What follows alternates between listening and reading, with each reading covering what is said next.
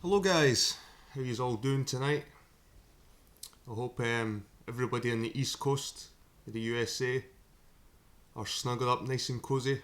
Looks like it's going to be some storm over there. Could be evacuations. Anyway guys, I was going to go a different direction tonight. I've been meaning to read this book. I've been watching it as a series, but the guy that reads it, he's got the pages on the screen, and I end up reading past them because the guy reads so slow and meticulous, and he's really good at pronouncing the words and everything, but it kind of stumps the flow for me, so I thought I'd read it myself.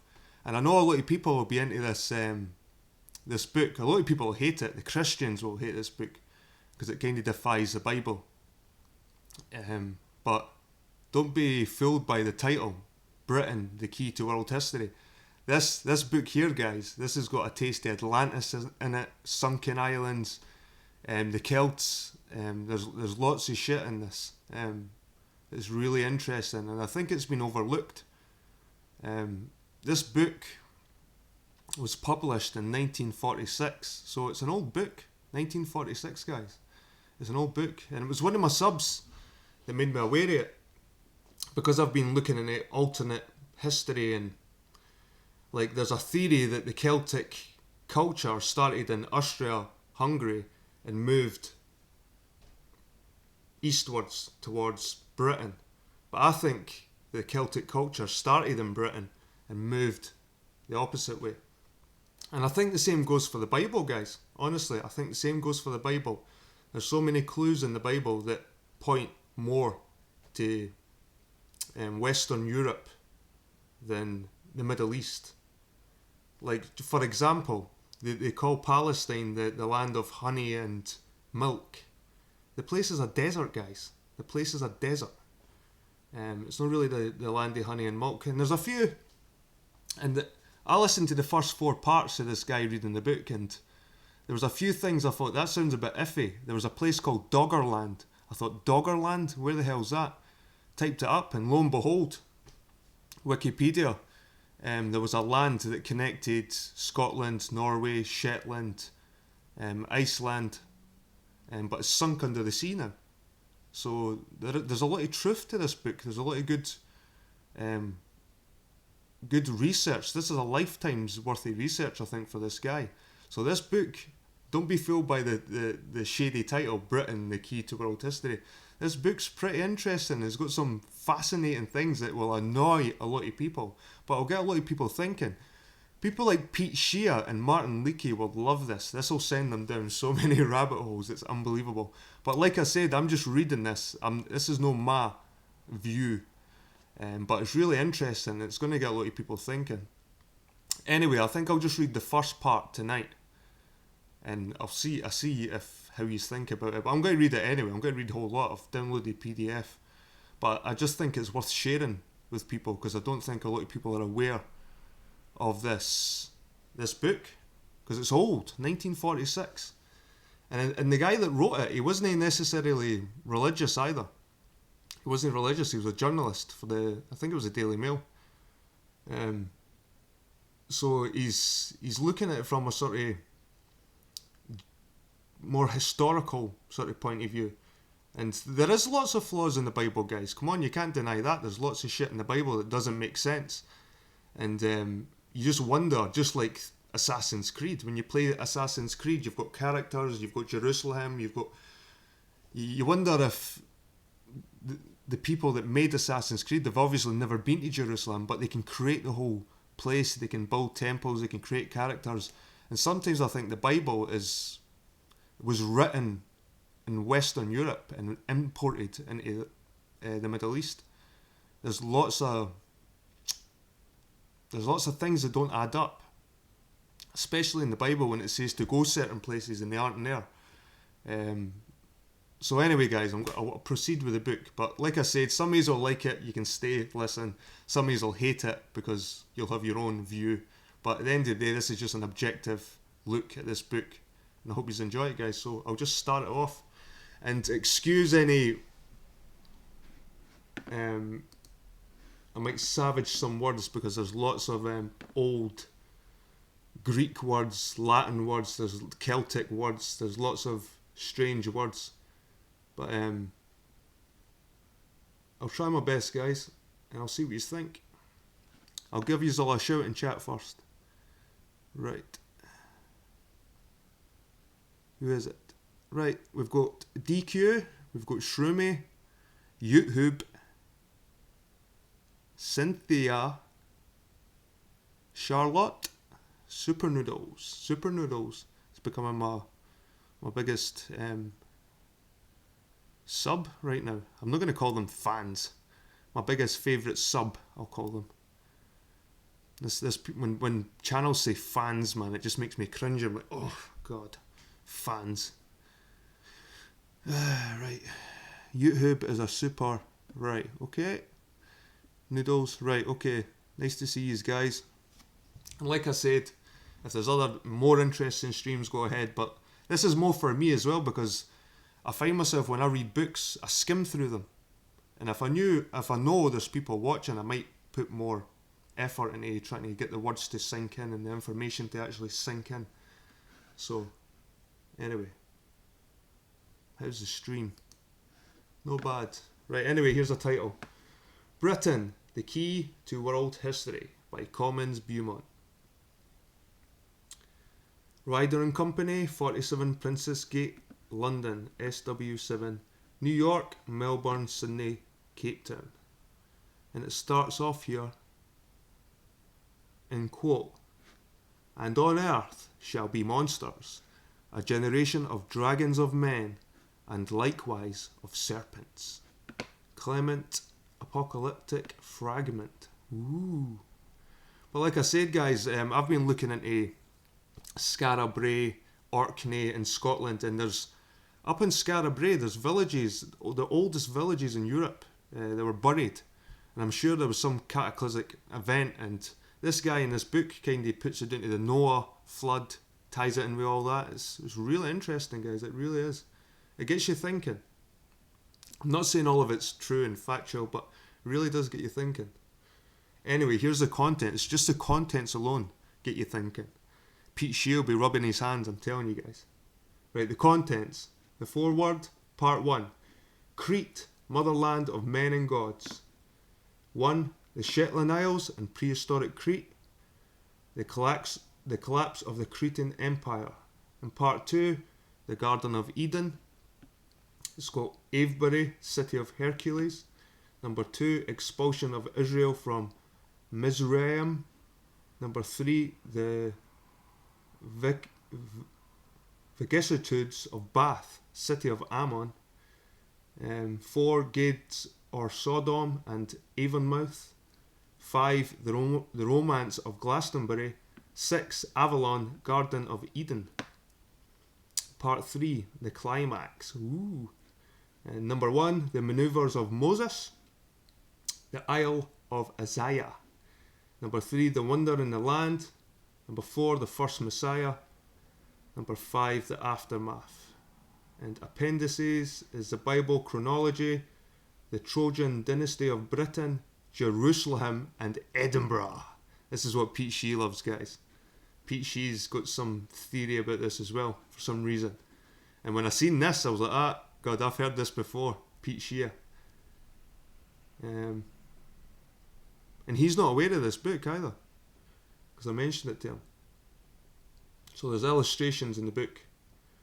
Got a labyrinth of lofty caverns in the Isle of Noss in Shetland, the age-old stones of Avebury, the Adam rocks at Avebury, a medieval map of Bath, city of the waters, claimed as original Philistine Gath, later named No or Rabbath Ammon, a 17th century view of the island of Avalon or Glastonbury looking from Wirral Hill towards the Tor.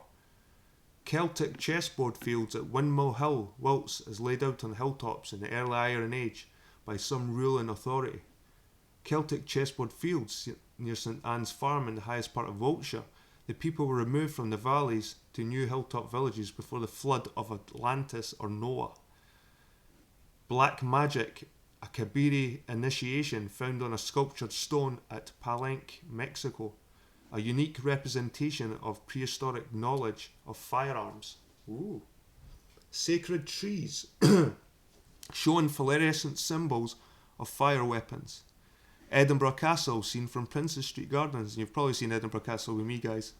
A view of Arthur's Seat, Edinburgh, claimed as original Mount of Olives. Now that'll get Pete Shea salivating, I'm telling you. Right, the foreword. This volume is a companion work to the riddle of prehistoric Britain, in which I endeavoured to prove by evidence gathered over a wide field from ancient and modern sources that the British Isles were highly civilised from the earliest times, and indeed that Britain may be proudly enthroned as the true and original mother of civilisation. I claimed on evidence produced that the supposedly lost island or drowned island continent, given the name of Atlantis by Plato, was not a mere romance or myth without substance, as is generally believed, but on the contrary, it was a serious epitome of the most stupendous natural catastrophe which has ever afflicted the human race, both because of the magnitude and the severity of the visitation. I sought, moreover, to prove that the Atlantean calamity was a variation, in other words, of the flood of Noah, or, as the Greeks termed it, the deluge of Deucalion. For this purpose, evidence was derived from geographical, geological, astronomical, historical, and legendary sources to effect that this major catastrophe afflicted northern and western Europe, mainly the Scandinavian lands and beyond all the British islands. I claimed, in fact, that the Atlantis island was no other than the British Isles, which bears the scars of that catastrophe to this day, that Atlantis was not permanently submerged or even much of it, tremendous though the ultimate effects were. These islands I showed were the true Hesperides, or Happy Islands of yore, and are known to have been inhabited from the earliest Paleolithic or Old Stone Age onwards, and were the original domicile of the sons of Adam, who were the titans or giants of classic fame, as well as being the Atlanteans of Plato. There's some massive claims there already.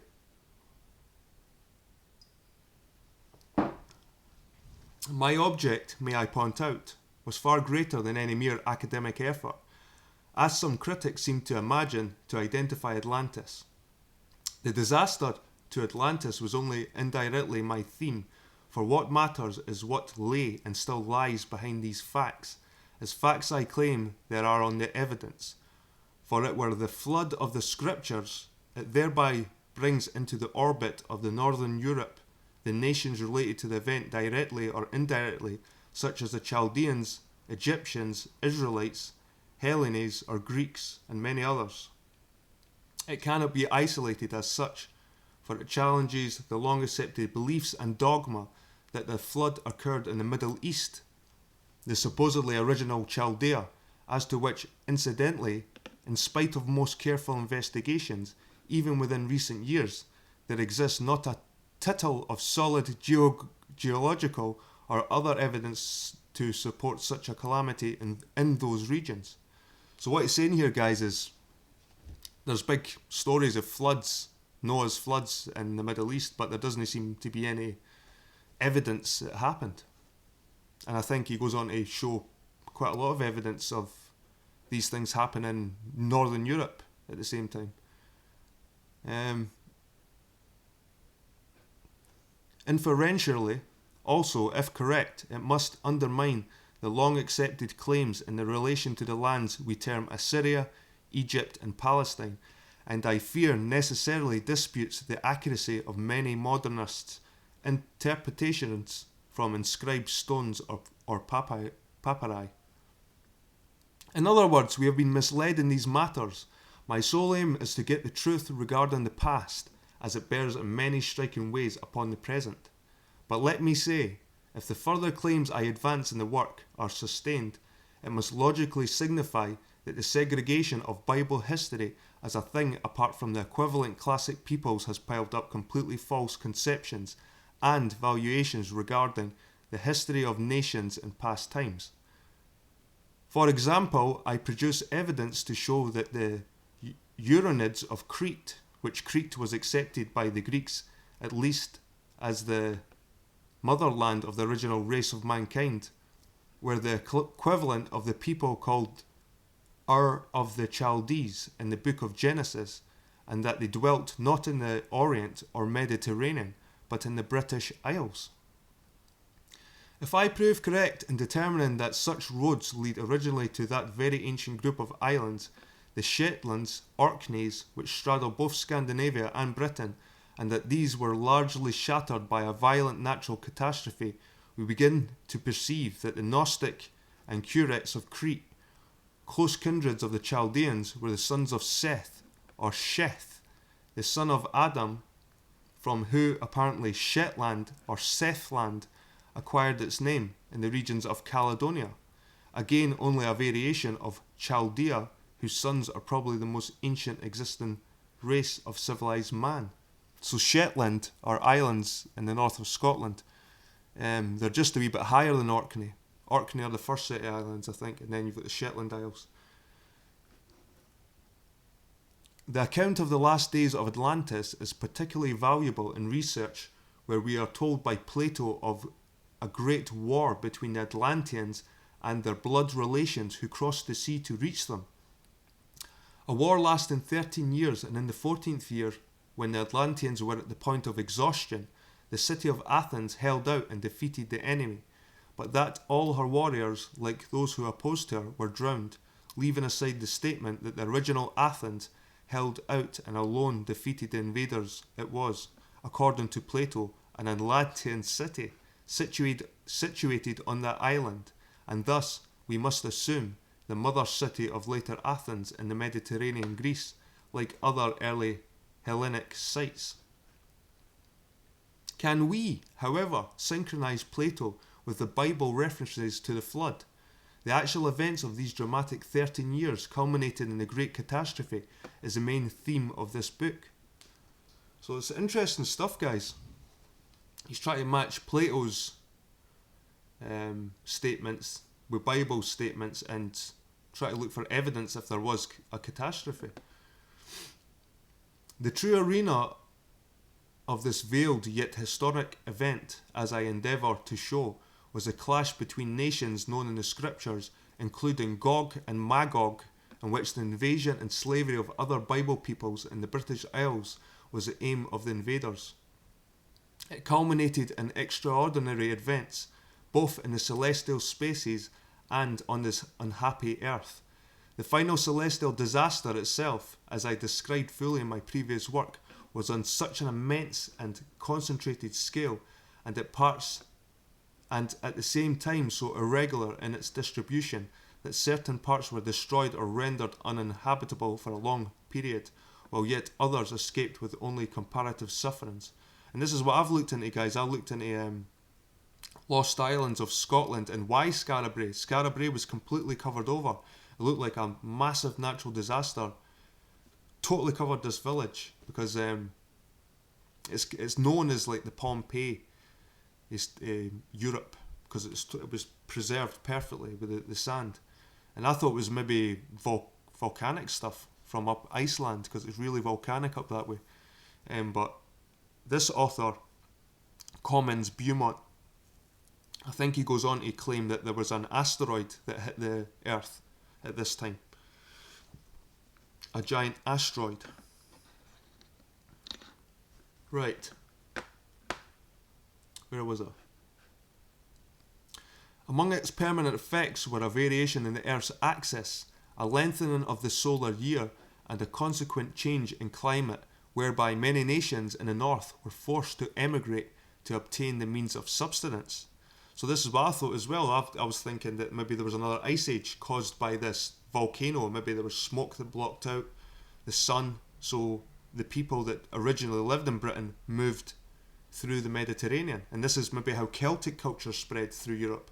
Not the other way around, from Hungary and Austria to Britain. I think it spread from Britain through to Hungary, because Britain is the most rich in Celtic culture compared to anywhere in Europe.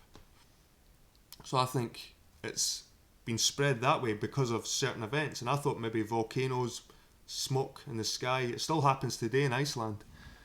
But this is an interesting theory. The myth of Phaeton describes how the ill-fated son of Helios, having stolen his father's steeds, tried to drive the chariot of the sun, but they bolted, whereby they threatened the earth's extinction. And Zeus, seeing the whole world was thus in imminent danger of destruction, hurled Phaeton into the river Eridanus in the country of the Comyns. The explanation of the myth, as Plato himself records it, was the declination of celestial bodies. Actually, it would seem a twin or tandem comet, which struck the earth in the Comyrian lands. This disastrous event is recorded on certain prehistoric Scottish zodiacs, as I showed in my previous work, in which the chariot of Phaeton is represented symbolically as wheels with a connecting axle, described by Scottish archaeologists as spectacles. They, being naturally innocent of the intention of these stones, probably erected by the sons of Seth, or say Chaldeans in the Caledonian Islands. Interesting. The Comyrians, in whose country the disaster happened and where flowed the river Eridanus, converts the mythological into reality. They agree with the Cymry of Britain. And see, the Cymry of Britain, that's the Welsh. This Cymry. They reckon that maybe they're related to the Cimmerians somehow, tribe.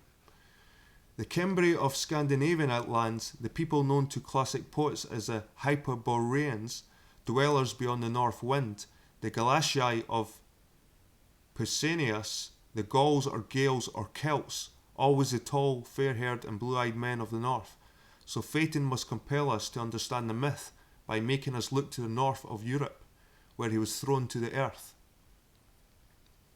In a true revision of the prehistoric past, the Mediterranean becomes only a very secondary settlement of the ruling races of mankind from the beginning.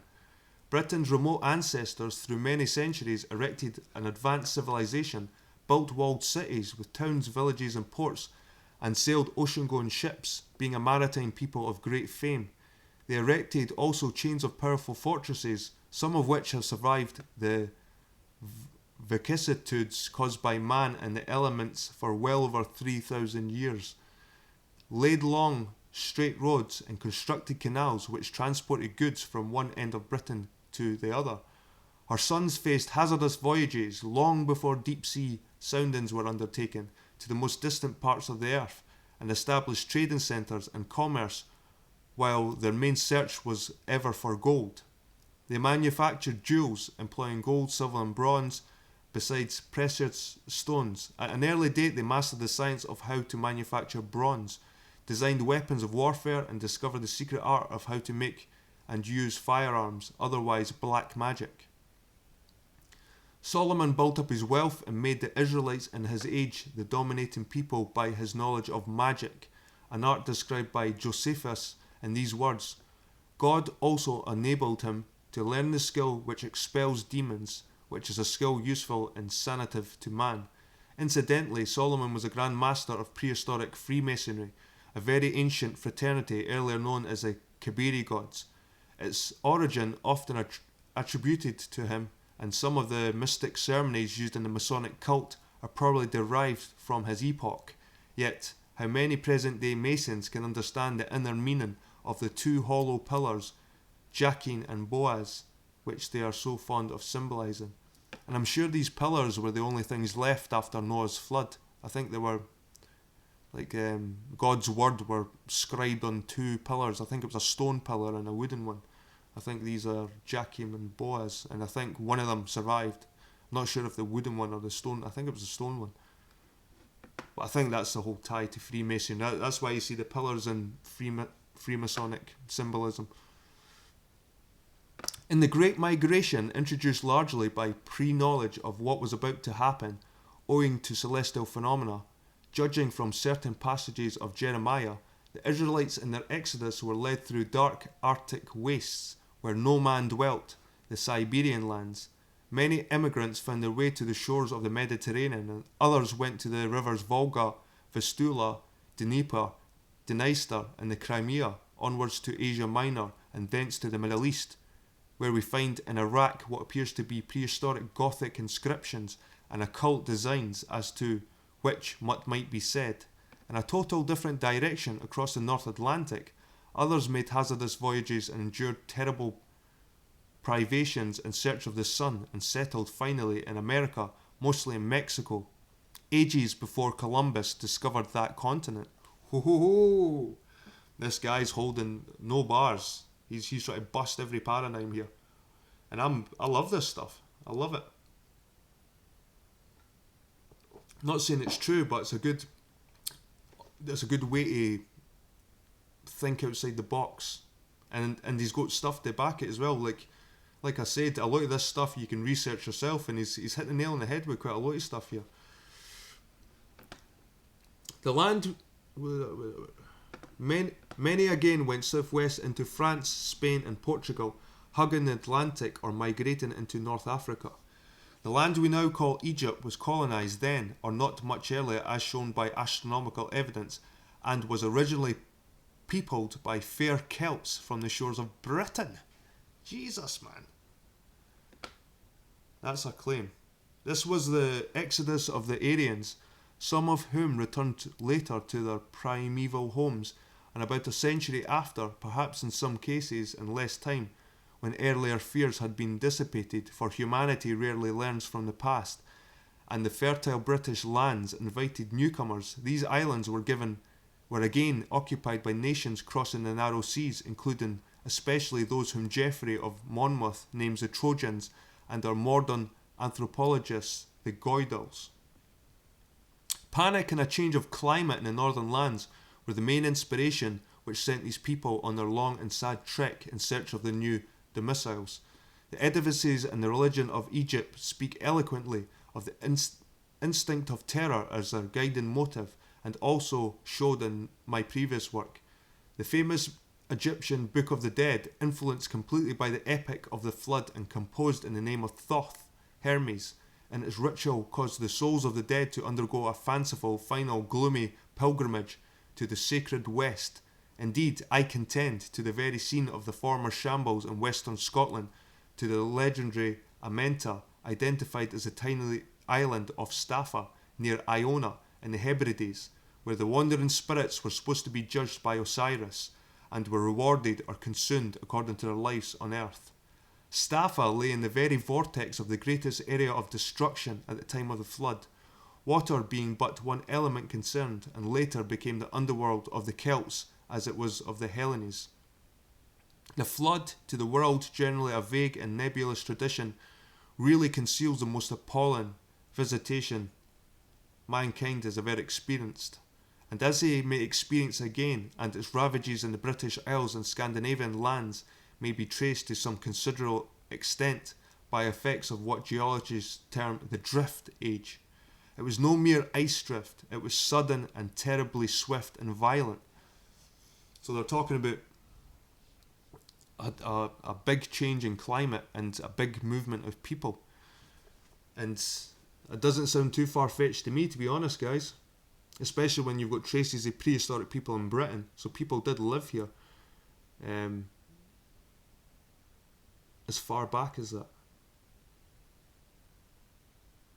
My present volume, as I mentioned, traces the course of the 13 Years' War to its origin and sources, and elucidates the main arena of the dramatic conflict which stares us in the face in the scriptures if we know where to seek for it. To be enabled to accomplish this was necessitated the identification of the most important regions overrun by the invaders from the furthermost north and from the direction of the Baltic and Low Countries. Much attention has been directed to the lands of the West, mainly Somerset and Wiltshire, so important for various reasons, where I have claimed to identify sites known to readers of the scriptures, some of which survive and flourish to this day. The complete annihilation of cities by man is not easy as it may seem. Jerusalem was said to be destroyed stone by Hadrian, and yet it still exists as a most important capital. In the arrangement, I found it advisable to devote the opening part of the consideration of Crete, the original Crete of Homer, because its former great importance in the world of prehistory. The third section describes in detail the scene and action of the 13 Years' War, and especially the part enacted in it by Jerusalem. When this is understood, it will be apparent how advanced, wealthy, and highly civilized Britain was up to the Roman occupation, and thereby to reflect how sad it is that Roman ignorance, tyranny, and censorship have for long centuries presented an utterly false impression of the courage, genius, and enterprise of the various state of the island they so coveted, robbed, and left in a condition of chaos. One further important point needs to be emphasized. The history of the civilized world in the past had little or nothing in common with Asia and Africa, and to get to the truth, we must raise the latitude of Europe to the lands mainly prominent, and even largely forget the Mediterranean Sea. The Aryan or white race with fair or red hair and blue eyes never had any racial connection with the Oriental peoples. The brown-skinned, dark-eyed and dark-haired races, the law of latitude forbids it, just as the northern Aryans who invaded India and settled there as rulers and princes, despite the rigid law of caste they formulated, in the course of a few generations became absorbed in the native population, as also happened in Mexico. Indeed, the world's civilizations owes less than nothing to the Asiatic peoples, even though the Persians, who tyrannized for centuries over the West through treachery and the use of magic, can really be traced to Russia and the Russians. Their characteristics throughout the centuries scarcely, if at all, changed other than in name, and who, in their decadence, were overthrown and driven back to their oriental bounds by Alexander the Great.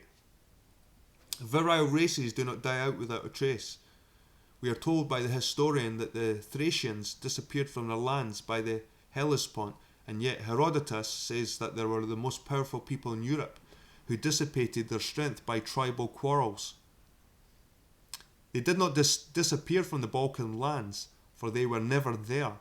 Transfer Pontus, or the Euxine Sea, or the Hellespont, to where they really belonged geographically, named the Baltic and Skagerrak, and you will find the Thracians readily enough.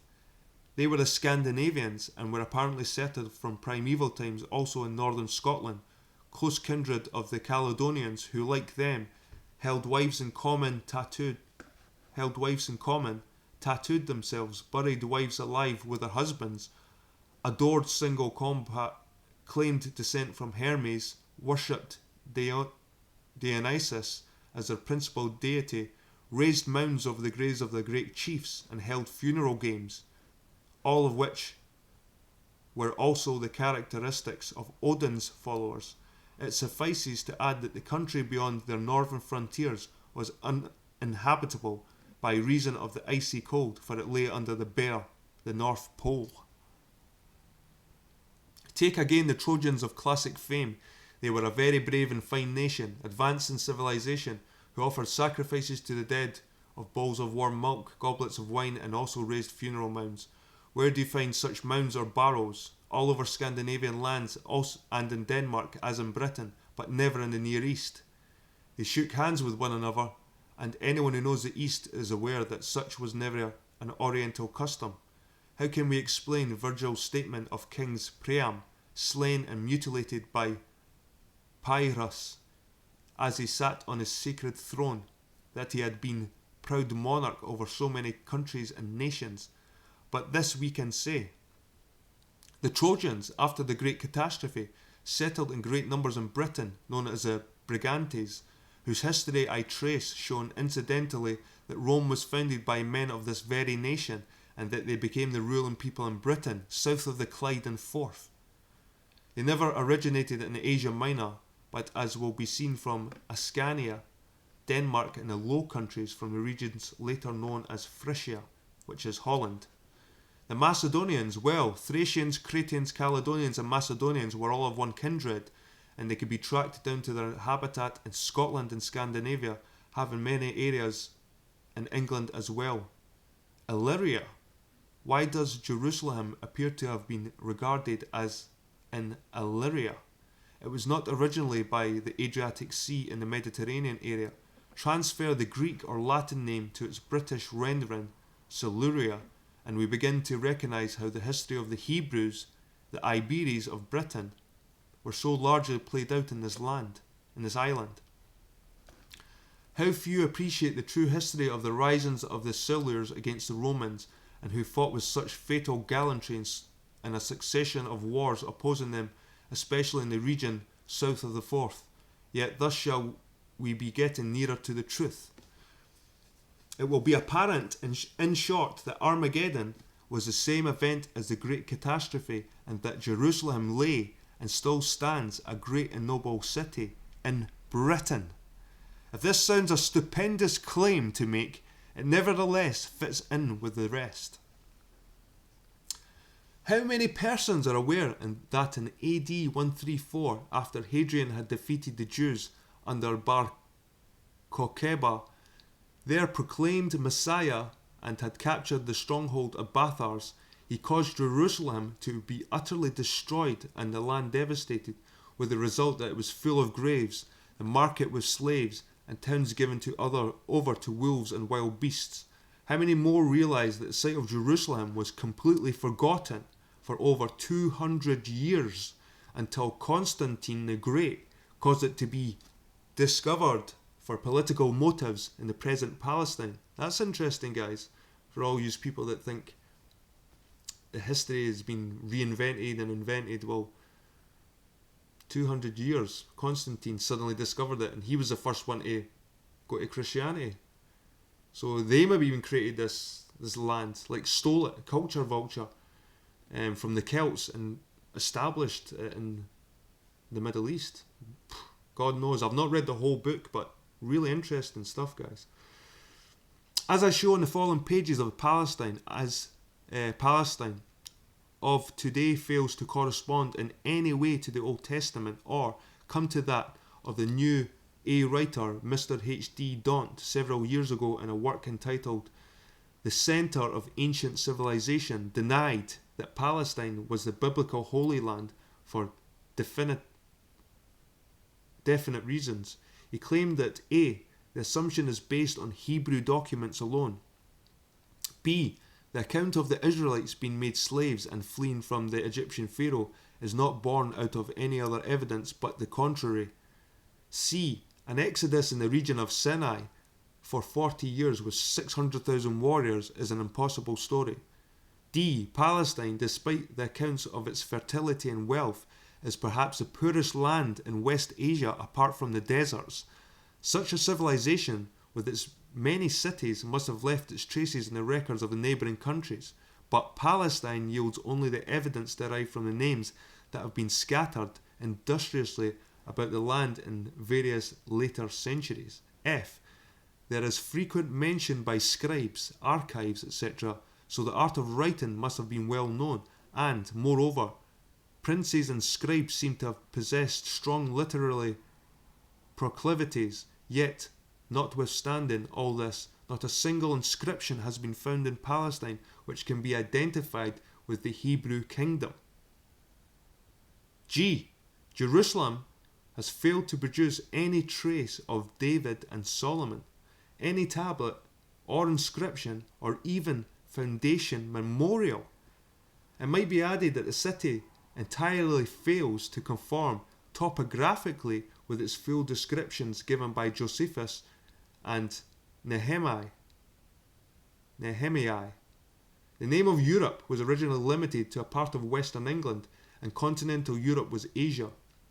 To study a map of Europe so late, at the height of the Roman Empire, as prepared from the conventional acceptation of ancient geography, is a pathetic vision of emptiness. Except for southern Italy, Greece and Asia Minor, it contains Celtica, a vast and vague region stretching from the Atlantic to Venetia, and above it, east of the Rhine, Germania stretches far to the east with a few vague names. Dacia, Moesia and Thrace occupy the Balkan lands, and the Ister is interpreted as the Danube, whereas it should be the Rhine. Similarly, in the Hals River is placed in Asia Minor, but was the later Alvis or Albis, now the Elbe.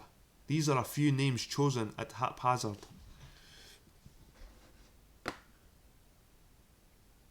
If I am right in these statements, the question will well be asked how it all came about. The answer lies probably in the fact that the historians of the past on whom we have to rely on were mostly Greeks, and more especially Herodotus. But these Greeks were themselves very circumscribed in their knowledge of the world.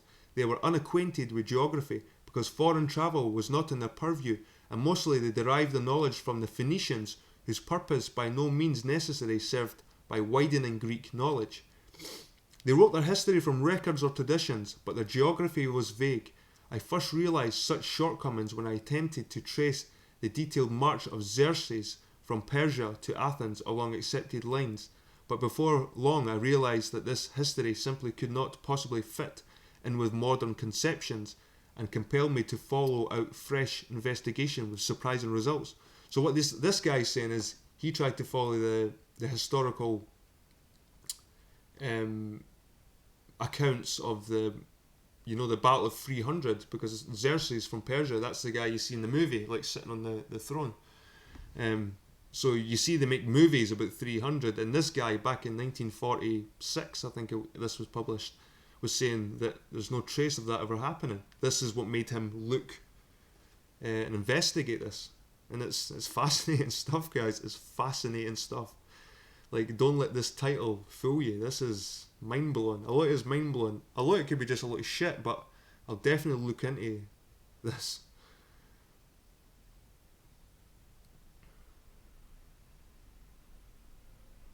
As far as Bible geography is concerned, it appears that the main person responsible for its misinterpretation was Constantine the Great, who had definite motives for transferring the arena of Jewish history and that of Christ to another region altogether.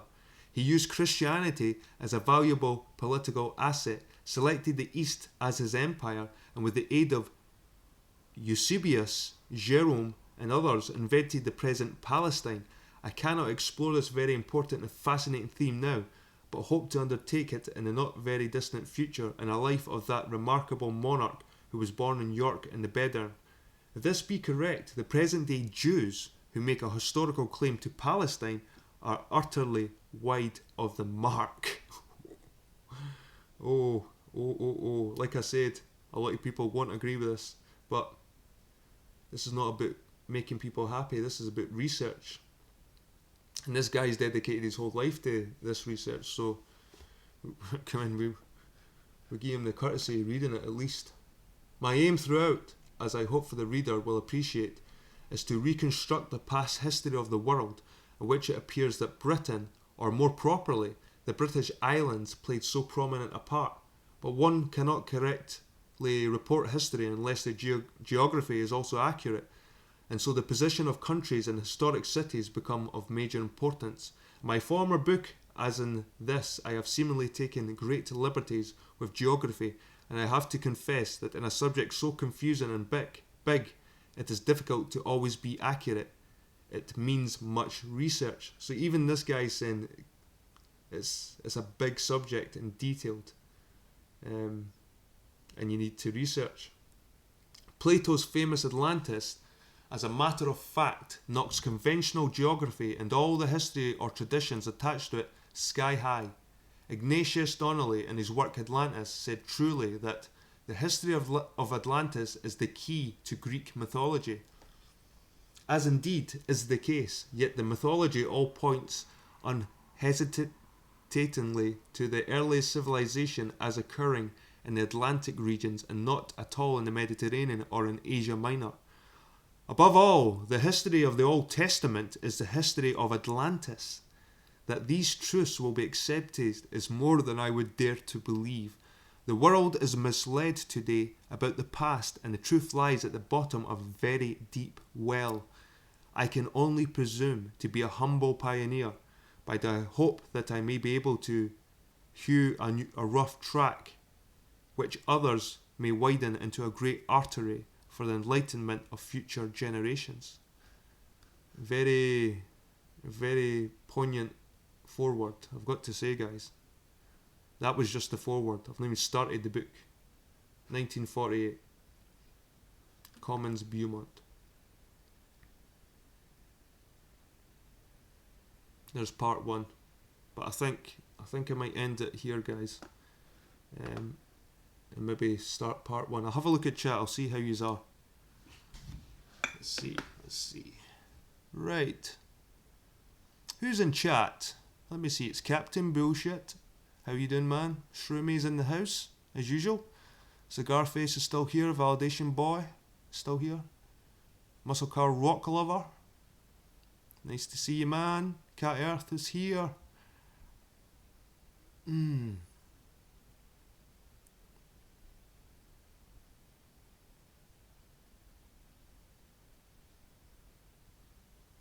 Sweaty, right, aye.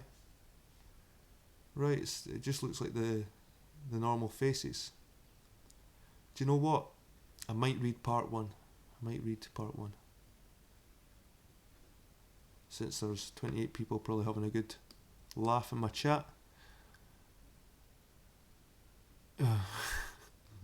I see that Validation Boy and Muscle Car Rock Lover are having a good slugfest in there.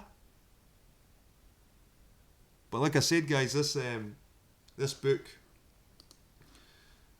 is going to kind of go against a lot of people's beliefs. It'll go against the Bible. It'll go against what people think are Jews. It'll go against it'll go against the Greek history. It'll go against Roman history. There's a lot of things it contradicts in this book, and I think it's only healthy that we question it at least.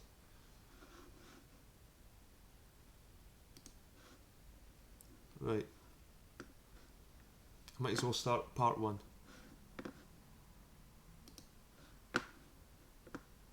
You know what? I'm gonna take a quick cigarette break.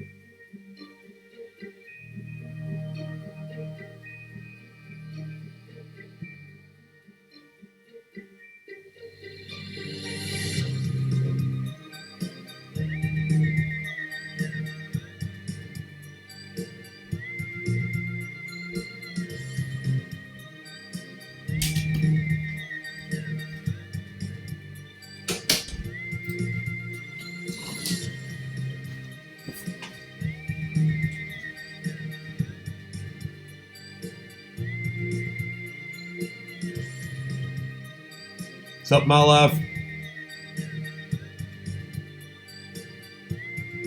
Hope you're having a good night. Hope you're safe, VB. Not sure how close the storm is to you.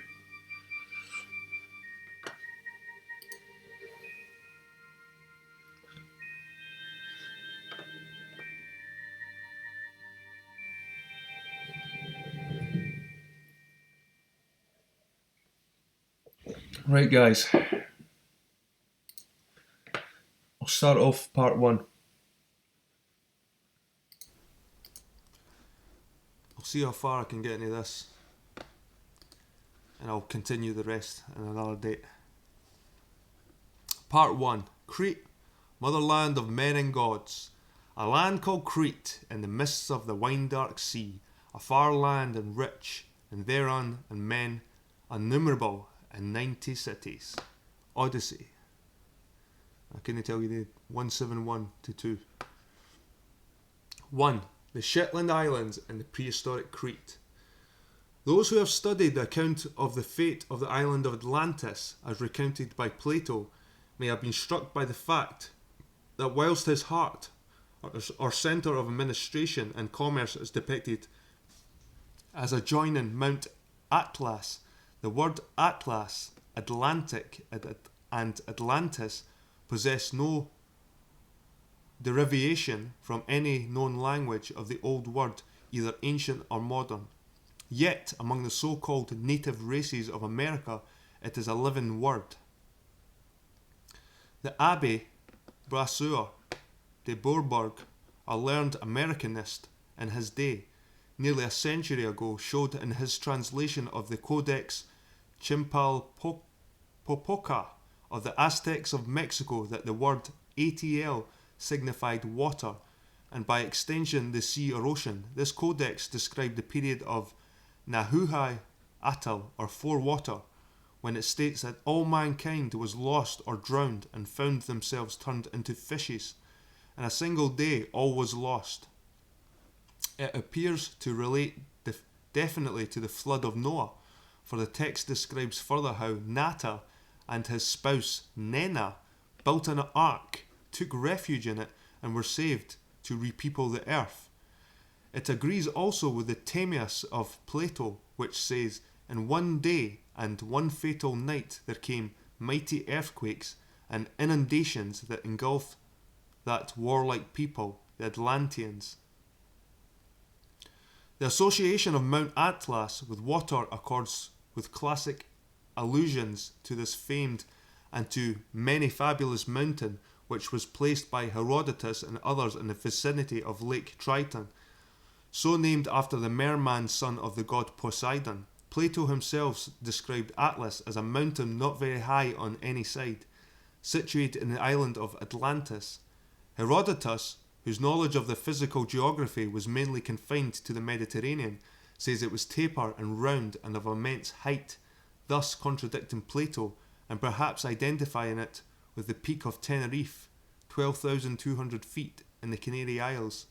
Today, the name is vaguely given to the long mountain range which traverses Morocco, Algeria and Tunisia, an inland mountain chain which in no possible manner conforms to the volcanic Mount Atlas, situated on an island and of no great height.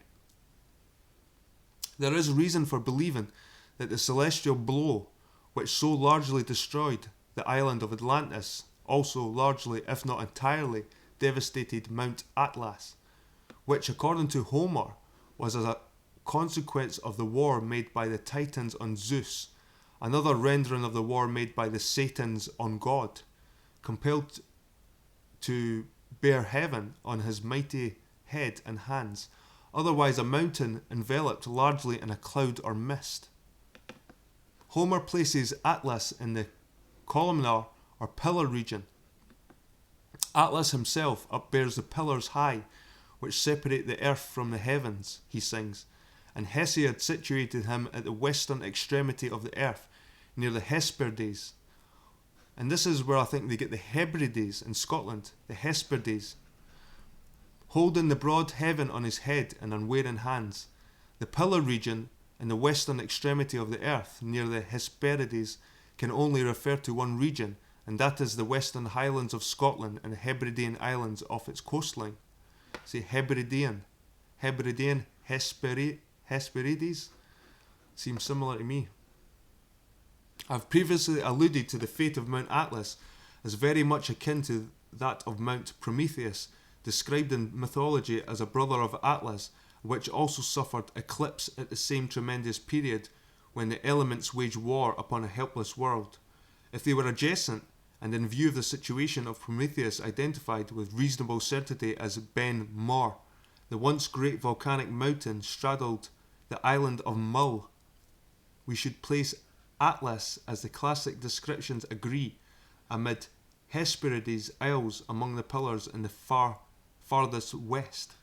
Connected with this myth of the sufferings of Atlas is that of the fate of his daughters, the 7 Pleiades, who drowned themselves out of sorrow for their father's fate, or as an alternative myth represents it, because her sisters, the Hyades, also daughters of Atlas, were drowned on the same occasion, which we may reasonably interpret as a poetical method of indicating that they were submerged, perhaps some permanently, the others temporarily, as happened to the islands grouped around the island of Iona near Mull, and as shown by the effects of the considerable tidal waves which deposited detritus, indicating their past fate. So I think what he's saying here, that the sisters, these sisters of the 7 Pleiades who drowned themselves, I think these could be islands. These could represent islands, the 7 Pleiades. So they're putting daughters in place of islands. Interesting stuff. Only one of the Pleiades survived the catastrophe, we are told, namely Merope, the mortal, and perhaps it is straining possibilities too heavily to recall that the same tradition is latent of Iona, that 7 years before that awful day when a flood shall drown the entire region, including Ireland, the Happy Isle, shall raise her towers above the flood, yet it is a strange coincidence. The pillars or commoner formation attributed to the core of the former planet hurled on the occasion of the great catastrophe in the northern seas are found only in the basaltic strewn islands of Scotland, namely the Hebrides and the Faroe Islands beyond. Although they also exist in Spitsbergen, while we find the old sandstone pillars such as the Old Man of Orkney, but the latter appear to have been deposited long before the basalt formation. To revert to the name of Merope given to one of the Pleiades, it should be recalled that the most ancient race of men, identified as generally Phoenicians or Chaldeans or Ethiopians, who were the bronze men and who dwelt according to tradition in their west near Mount Atlas, were also known as Meropes, with their city of Meru or Meru. Does that sound familiar, guys? Anyone that's into the flat earth has heard of Mount Meru. 2 minutes.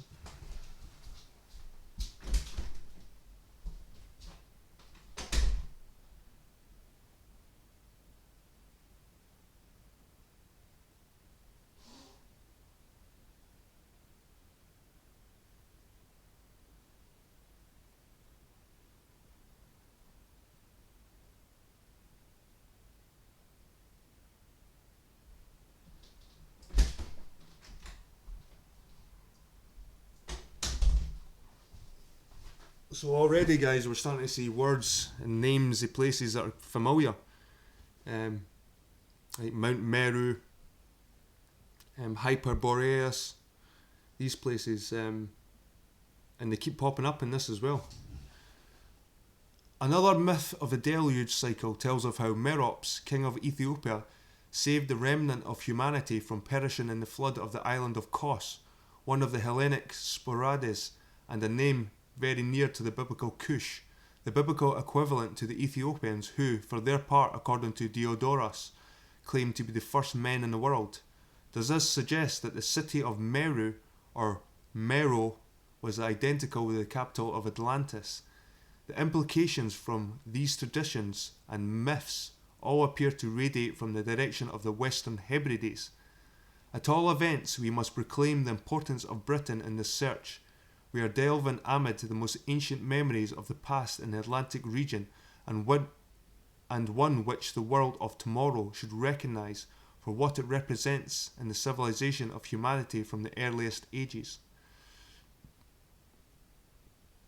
In connection with all this, we cannot overlook at the same time the importance of the Shetland and Orkney Isles. If Crete were described by classic writers such as Pliny as a long and narrow island, as indeed is the Mediterranean island so-called, so too is Shetland and also Orkney, which, if they originally formed one group, subsequently left in a tattered and torn condition by the action of celestial powers, were nearly 170 miles in length with a narrow breadth. Geologists have determined the existence of a former marine lake of considerable size and of shallow depth, of which they accord the name of Lake Orcady, stretching from off the coast of Caithness to Shetland mainland. This former lagoon might approximate to the Lake Triton, where Poseidon had his ocean palace and dwelt with his consort Amphitrite and his son Triton, although tradition perhaps points to the direction of Mull and Iona, where Poseidon certainly possessed such a marine temple at Aegae, on the island of Euboea, which I have shown in the fair certitude was the present island of Mull, a temple probably still to be identified with that enormous sea cavern known as McKinnon's Cave. Nevertheless, we find Thucydides refers strangely to Lake Triton when he says that the Spartans, in obedience to an oracle declaration of Delphi, colonised a small island in Lake Triton called Fla. Lying off Shetland, in the small island named Fola, almost exactly the same as Fla, pronounced phonetically. It is situated 16 miles off Shetland's west coast and is famed for its perpendicular cliff scenery, the highest cliffs in the British Isles. If it answers to Fla, then we must search for the Lake Triton as answering perhaps to Lake Orcady. Geologists claim that in the late Tertiary Age or early Quaternary, land between Norway, Iceland and Scotland collapsed. This comparatively recent submergence, as Mr. Edward Clodd states in Primitive Man, was coincident with the opening up of the North Sea, formerly the estuary of the River Rhine, the widening of the mouth of the English Channel and the sinking of the lands between Devon and Brittany, in addition to the tremendous break-up of territories and islands in the Hebridean Sea. Deposits in Northern Ireland establish immense region of bogs, the piling up of mountains and the cutting out of enormous meteoric-formed fords in Norway, and last but not least, the devastation suffered by the Shetland and Orkney Islands. In such circumstances, it is not surprising that Plato speaks of the submersion of Atlantis. The Shetlands themselves are one of the oldest land surfaces in the world, composed almost entirely of metamorphic schistose rocks, porphyry and gneiss, with a certain amount of sandstone, while in the neighbourhood of St. Magnus Bay, in Fetlar and in Unst are large surfaces of granite and other igneous rocks. In fact, no similar region can excel Shetland in volcanic energy of the past. Sir John Murray and Mr. Johann Hjort, in their authoritative work The Depths of the Ocean, record a deep-sea soundings in the Atlantic, have recorded the existence of a submarine ridge which formerly linked together Iceland, the Faroe Islands and Shetland. Cutting through this Gulf Stream, following a channel from the western coast, connects the warm waters from the Atlantic and the northern Norwegian Sea. And this is that Doggerland. If anyone's heard of Doggerland, I'll pull it up, in fact. But the guy's telling the truth. There's a place that used to connect Britain to mainland France, and I think Norway was connected to Scotland. And after this catastrophe, the waters flooded, which created the English Channel and the North Sea. We'll have a wee look.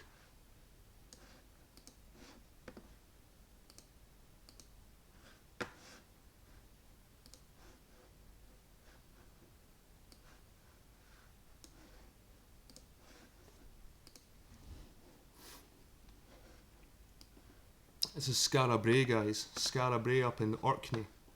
Skara Brae is a stone-built Neolithic settlement located on the Bay of Scale on the west coast of mainland, the largest island Orkney archipelago of Scotland. Consisting of 8 clustered houses, it was occupied from roughly 3180 BC to about 2500 BC. Europe's most complete Neolithic village, Skara Brae gained UNESCO World Heritage Site status as one of 4 sites making up the heart of Neolithic Orkney. Older than Stonehenge and the Great Pyramids, it has been called the Scottish Pompeii because of its excellent preservation.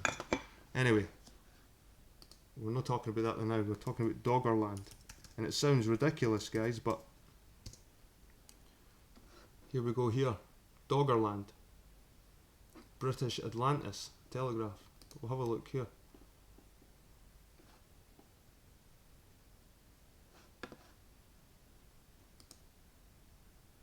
So this is Doggerland. This is what they believed was here's Shetland up here.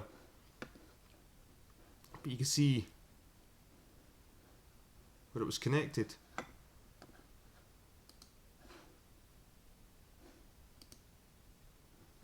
Doggerland and Dogger Bank. So they reckon here, Doggerland. So this part here was all land. It connected Ireland, Scotland, Norway, Shetlands, and this, I think this was maybe ice at the top here. You can see that the land used to be landed between France and Britain, mainland Britain. And there's another part, Doggerland, that was land as well. It looked like there was a little lake, or no little, it looked like a huge lake, but in between. A tsunami, 5,500 BC. So there's lots of good evidence to suggest there was a lot more land here before this catastrophe, or this so-called Noah's flood. It's interesting stuff though.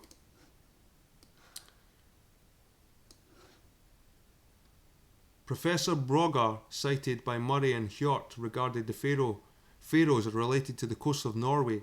A drowned crater lies off Faroe Bank in the southwest of this group, which stands high, possessing rugged perpendicular cliffs and deep narrow fjords like those of Norway and Shetland.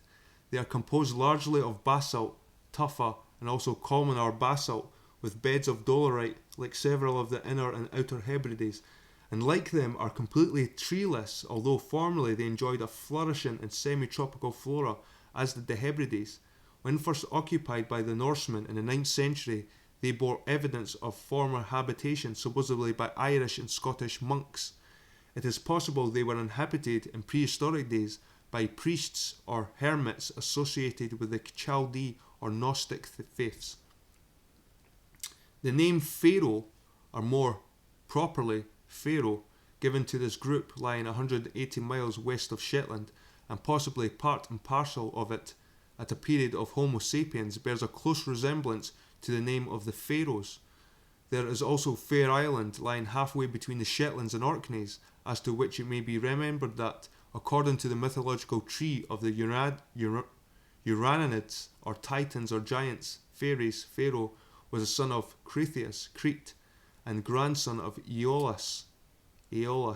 Fairies migrated to Thessaly, which I have shown in detail in my previous work, was originally Argyllshire, founded there as a city of Pharai at a very early time, and started a line of tyrants when tyrants offered the only form of stable government.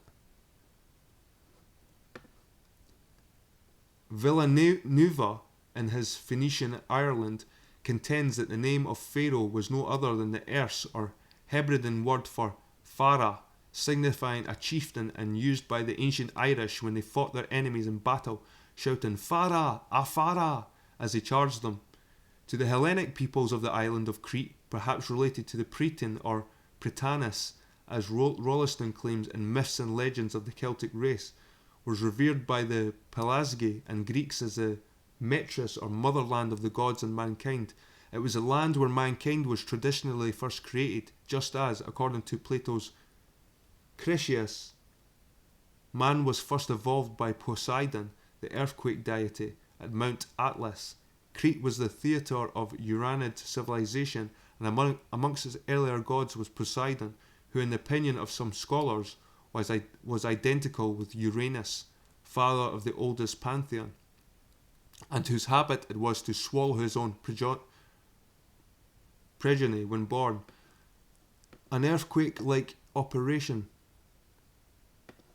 The Uranid pantheon of deities included Rhea, Cybele, the great goddess, consort of her brother Cronus, Saturn, who mutilated and then succeeded his father Uranus.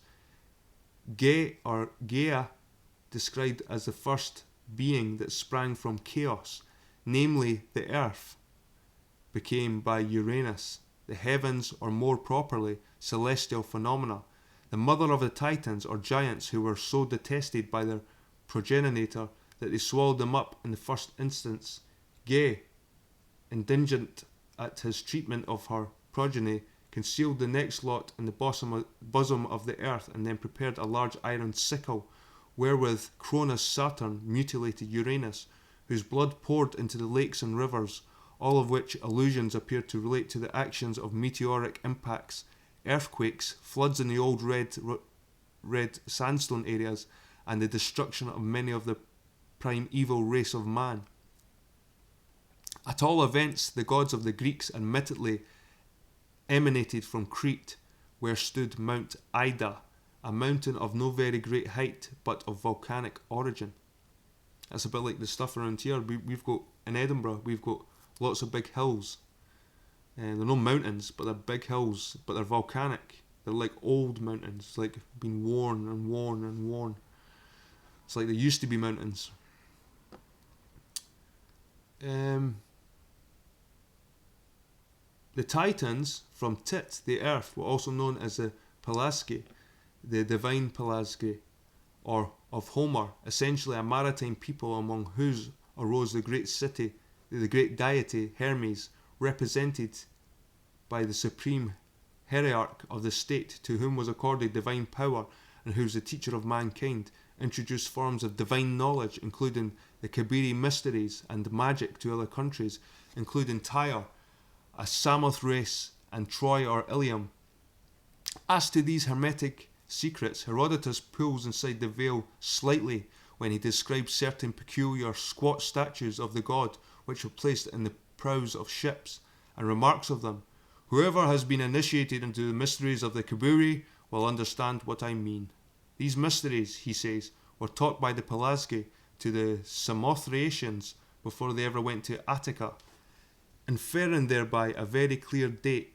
The squat statues, I judge from other like traces of magic, can only have been a veiled meaning to disguise a precise purpose, namely, a form of early ordinance as a reference to the Kabiri implies, and ordnance as a reference to the Kabiri implies, and consequently explains how it was the Cretans were able to become the masters of the seas and builders of the first overseas empires, as Thucydides describes. Kabiri science was almost entirely concerned with the uses of fire, grotesque as a small piece of prehistoric ordnance might seem to our eyes, shaped probably in the form of a dragon with an enormous mouth which could belch forth fire and smoke and slay at a distance. Even at no great distance, it must have presented a terrifying aspect to primitive peoples who perhaps scarcely possessed bows and arrows, and would be a powerful incentive to induce them to hand over their treasured possessions. Such statues must have gone far towards enabling Minos, king of Crete, to put down piracy, as we are told was the case, thus opening up the seas to his merchant ships. Plutarch, in his Defectu Oracularum gives a broad hint of Kabiri activities when he tells us that the magic rites attributed to the Idaean Zeus in Crete, to Demeter in Eleusis is the Kabiri in Samothrace, and Dionysus in Delphi and Thebes related to the worship of demons, holy, bad, and intermediate between gods and man. The Cretans were in short the Titans or giants, the men of old, the men of renown, whose thoughts, say the book of Genesis, became wholly evil. We may infer what those demons signified. The flood or great catastrophe occurred far later in the history of the past than is generally believed. It occurred more than 800 years after Abraham went south to the land of Canaan and founded his Kabiri city of Hebron, which bore other names. Thucydides, in his summary of the Hellenic lands before the Deucalion deluge, the self-same flood as Noah's, as I showed at great length in my former volume, and also where it took place, says that they were called after their various tribes, and especially in Pulaski, a famous maritime people.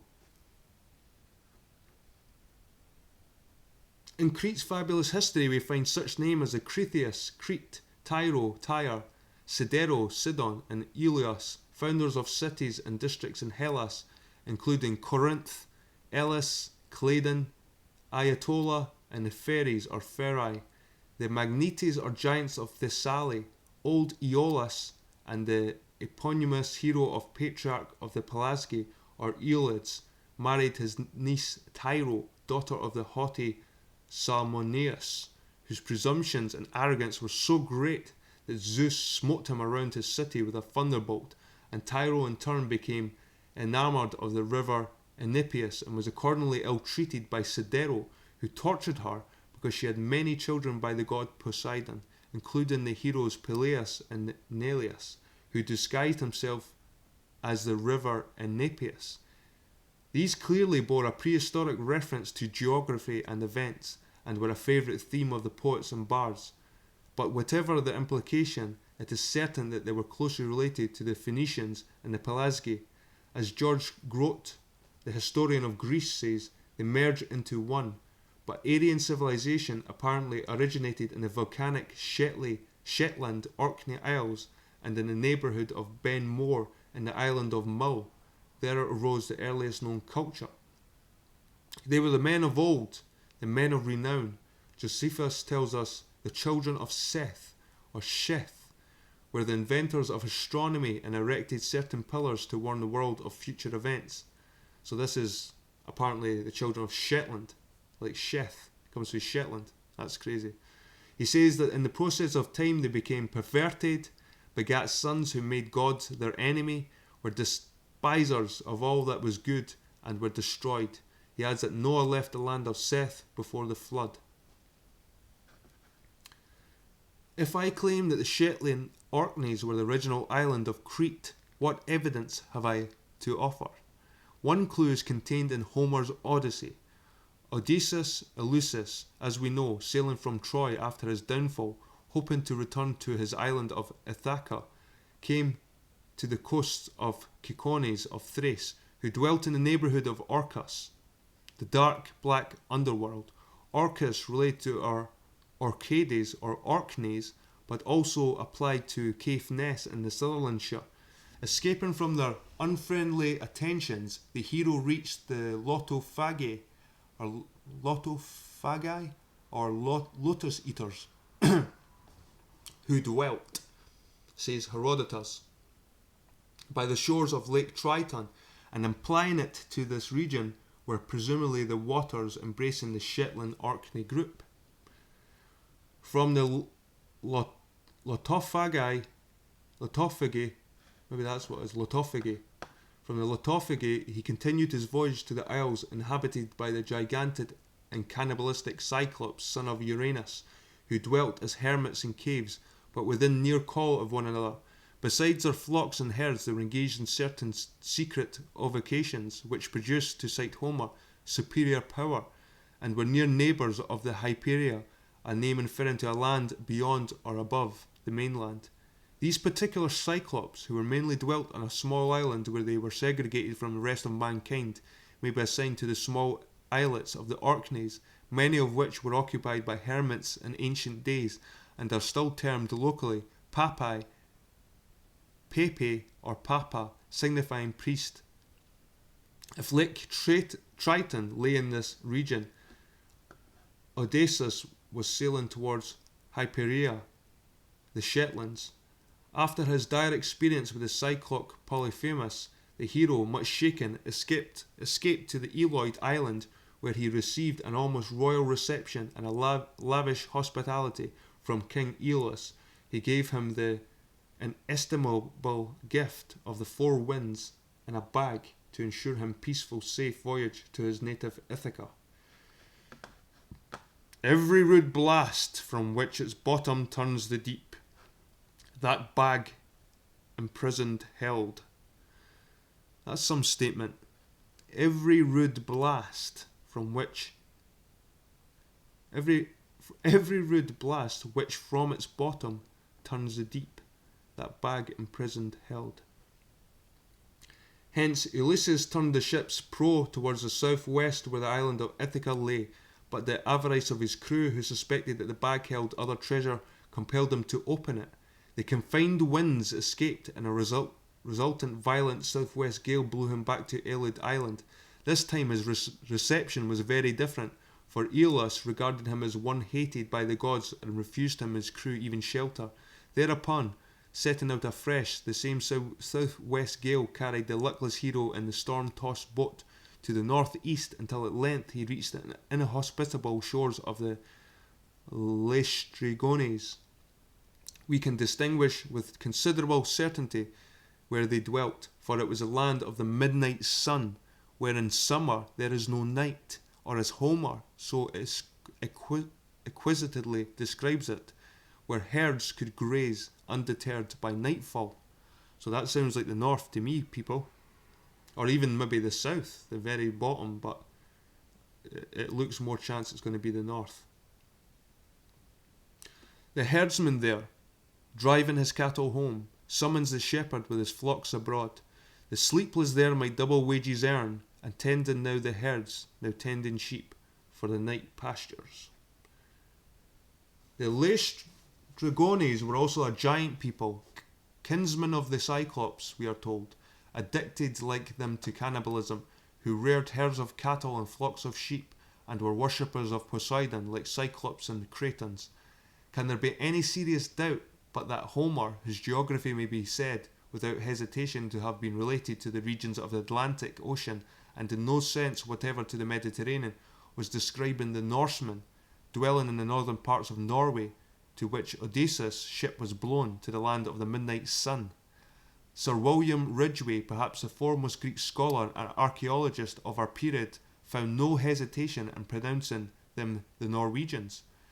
They were also known as the Formiae, a giant people who formed settlements in Libya and were related probably to the Fomoraceae or Fomorai of Irish legend, a cruel but civilized maritime race who tyrannized over that island until they were ultimately defeated by the De Danann. And this De Danann is an Irish tribe, but they were kind of Irish-Scotch. And there's a region in Scotland called De Danann. They were said in the Hibernian legends to have ruled Ireland before the flood, a significant admission. Norse traditions mention an ancient cannibalistic race of giants who lived in Norway in the direction of the present Tromsø, where dwelt, according to the Orphic Argonautica, Cimmerians west of the Raipefe Mountains. If the Laestrygons lived in northern Norway, the inference is that in the view of Homer and Eilid Island there was no other than Shetland, and this is supported by the whole incidents of Odysseus' voyage from Orcus in the Orkney region, the Cyclops, and onward to the old Ilios Island, and seemingly in the region of Lake Triton. Interesting. So it sounds like all these stories of daughters lost, gods being washed away, things like that. They're really talking about the geography of places. The pelagic Aloids, extremely maritime, form colonies in many parts of Asia, and their connections show them to have been as Uranids, Chaldeo-Phoenicians. Incidentally, probably few lovers of Homer's works have considered seriously the reality of his immortal descriptions as a geographical factor, nor have many asked themselves what serious truth lay behind his fabulous accounts and exaggerated characteristics such as the narcotic habits of the Lotophagi, or the cannibalistic tendencies of the Cyclops, or the nightless day of the Laestrygons. True, he employs pure fantasy, as when he makes Aeolus give Odysseus the 4 winds in a bag, but it was allied to the idea that Boreas concealed the north wind in a cave, and behind it was the suggestion that Aeolus Island, part of Crete, was a region of varying and strong winds. So it was more symbolic, the guy giving the 4 winds to somebody. I think it's representing the islands and the winds that are there. Was a region of varying and strong winds. And all these instances left us remember that Homer was trimming his sails to appeal to the kinds of audience he had to entertain and to instruct. If, as a motive to widen the knowledge of his own age, he used mythology and extravagance to obtain his highlights suited to the mentality of his audience, his system was surely legitimate. It may be asked, what connection there be between the name Aeolus and Shetland? In the north of the mainland lies the island of Yell, and there may be even perhaps recover the reference to the 4 winds. For the island of Yell is separated from the mainland by the Sound of Yell, from which the tides race and the winds blow frequently with hurricane force along that rocky channel with its precipitous cliffs in a region of the world peculiarly subject to unexpected and furious squalls. That this dreaded stretch of sea was known and feared in prehistoric times, and indicated by the unusual number of cairns, ancient burial places of victims to the seas here, together with the remains of rude altars or shrines erected by those who escaped a watery grave in these perilous waters. Here, indeed, it might be said that the unruly winds and seas meet, as they did notably in the 1881, resulting in a grave disaster, and if there has not survived any stack attributed to the old Aeolus, like the Old Man of Hoy in Orkney, or the legendary Old Man Boreas, who held the north wind in Fife, in a cave below Mount Hemias in Thrace. Fife. There's a place in Scotland called Fife. Well, it's F-I-F-E. Well, it looks similar. In a cave below Mount Hemias in Thrace, there are, in the Yell area, many caves in whose depths the winds may be said to capture and hushed. So it sounds like these caves capture the winds from all directions. So they could be talking about, when he says he gave them a bag of 4 winds, this bag could represent an island with the 4 winds with the caves. Examine this name Yell in conjunction with Aeolus, for in pronunciation it is to all intents and purposes the same. Drop the suffix os or us when the Greek root eol or the Latin eol or eol becomes yell, or the slightest variation of it. Then recollect that Aeolus was traditionally king of the Magnes, which the name Pheres, and Aeolid adopted when he founded Magnesia in Thessaly, a strip of coast bordered by the Pagasean Bay and the river Peneus, and situated opposite to Euboea, our island of Mull. The name Magnus or Magnetis became a term to indicate the giant race of Titans, and we find it used somewhere else except in Shetland and Norway, for Shetland's patron saint is Saint Magnus, to whom Saint Magnus Cathedral in Lerwick is dedicated. A somewhat shadowy saint, it is true, but the name suffices, and there is a bay of the same name. Hence both Aeolus and Magnus possess their name places in Shetland. And while on the subject of place names, I would add that it also preserves the unusual name of Ur, of the Chaldeans, and the villains of Ur, the Ura Firth and the Isle and Strait of Uri near Yell, Ura, Uranus. The last mentioned, being the earliest conception of divinity known to us, was succeeded under mysterious circumstances by his son Cronus Saturn, otherwise Baal, who was taken by Abram to the south country and became the chief deity of the Israelites until a far later date. The suppression of Uranus by Cronus may be related in some manner with the dispute among the Chaldeans of Ur when Abraham revised his conception of the celestial deity according to Josephus in the following passage.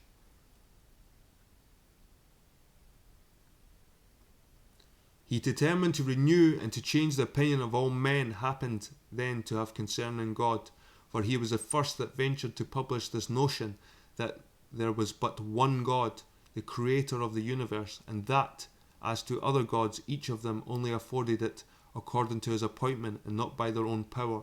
For which doctrines, when the Chaldeans and other people raised a tumult against him, he thought fit to leave that country, and came and lived in the land of Canaan. So they're saying that Abraham came from Scotland. It may be supposed from the foregoing that the Chaldeans had previously worshipped the gods that came newly up, comets and meteors, the Elohim of Genesis or Elohim of the Phoenicians, until Abraham taught that the sun dominated the universe. So arrived the Saturnian age, called the Golden Age, and in view of the ceaseless search for the gold, it was true appellation. The age and Minos and Solomon were seeking gold in all parts. It was more scientifically named the Bronze Age, which superseded the earlier Brass Era, the age when Crete, Atlas, the Phoenicians and Meropes or Pelasgi, and, let me add, Solomon dominated the world, with the living Hermes, the spiritual ruler, above all monarchs. It preceded the flood. The flood, or more justly the great catastrophe, destroyed the cult of Saturn, who became discredited to many, including the Egyptians, depicted to them as a malignant devil in the shape of an immense celestial serpent with 100 voices who spat lightning. He is the old serpent of Revelation who was cast into the bottomless pit of Hades for 1,000 years. But superstition dies hard, and those who imagine this event was cast in the latitude of the Middle East may explain how less than a couple of centuries ago in parts of the Scottish Highlands and in Ireland, where Christianity penetrated slowly into the minds of conservative folk, Beltane fires were lighted to Saturn on May Day on every hilltop, and persons walked through the fire of Bel.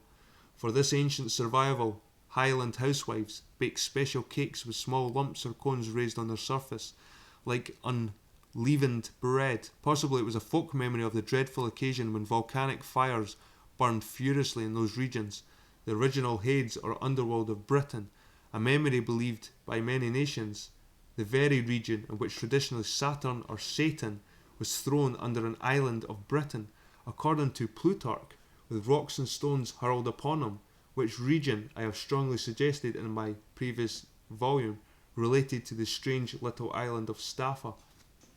And amazingly enough, Edinburgh is practically volcanic. The whole city lies on basalt, volcanic basalt. Some of the oldest volcanoes, but they're so old that over time they've just been worn to these hills, these volcanic hills. And this is where I was camping. I was camping up these hills. This is where this is where the water comes from. These volcanic hills, just out there,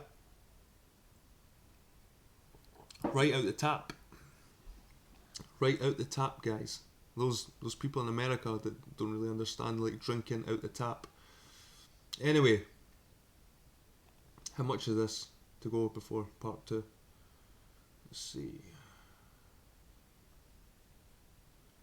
Still quite a lot.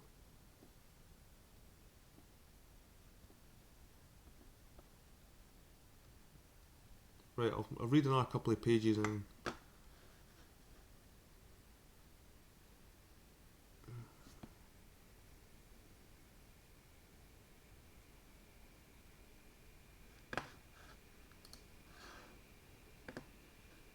Shit.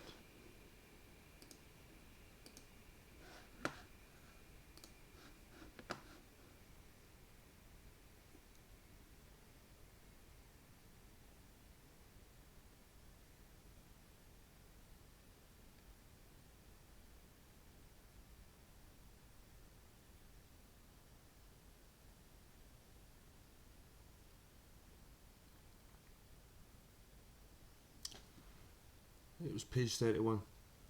That the same worship of Saturn or Molech was followed by the Hebrews long before they embraced their monotheistic faith of the god Jehovah is evidenced by many allusions to the burning of victims in the fires to Baal, a practice which actually continued until the overthrow of Jerusalem by the Chaldeans of Babylon.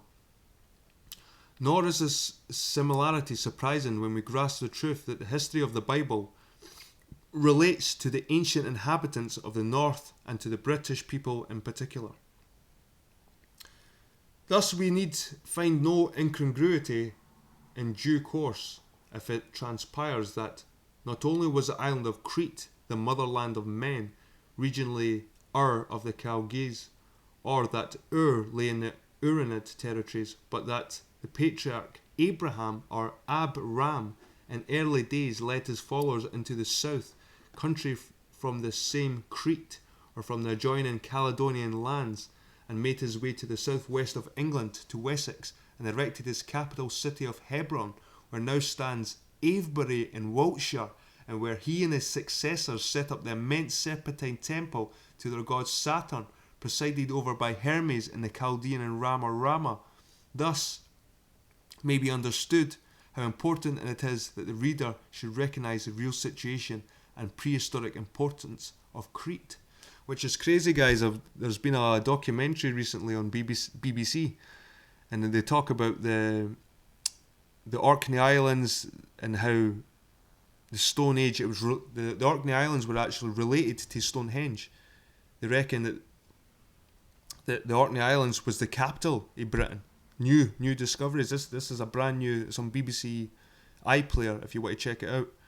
But they're saying that the Orkney Isles was the capital of Britain at one point, and Stonehenge came secondary. They all came down from there. So it's interesting to think that they say here that Abraham took his people south. So maybe what they're saying is it took them from Scotland down to England, like from Orkney to Stonehenge. And you find these amazing stone structures. Interesting though. Interesting stuff.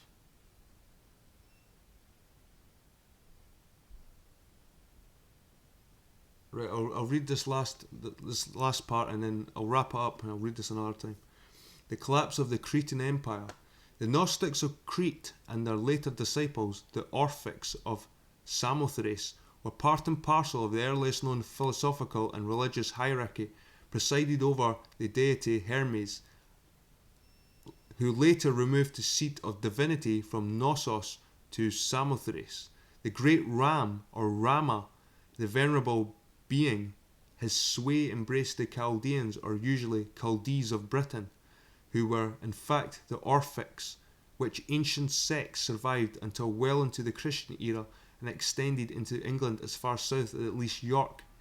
These could be the Picts. Their sway embraced all Scotland, northern England, and the considerable part of Norway, as far north at least as Tromsø. This important aspect of the past deserves our passing attention. In continuity, no religious cult can approach the Chaldeans, who claimed descent from Seth, the original Hermes, and as early as the time of Abram were the moral and spiritual and political guides of the civilized world. It is true they changed their alliance more than once, and the persecutions they suffered under the Romans as Druids remained almost a closed book, but they survived until a late day.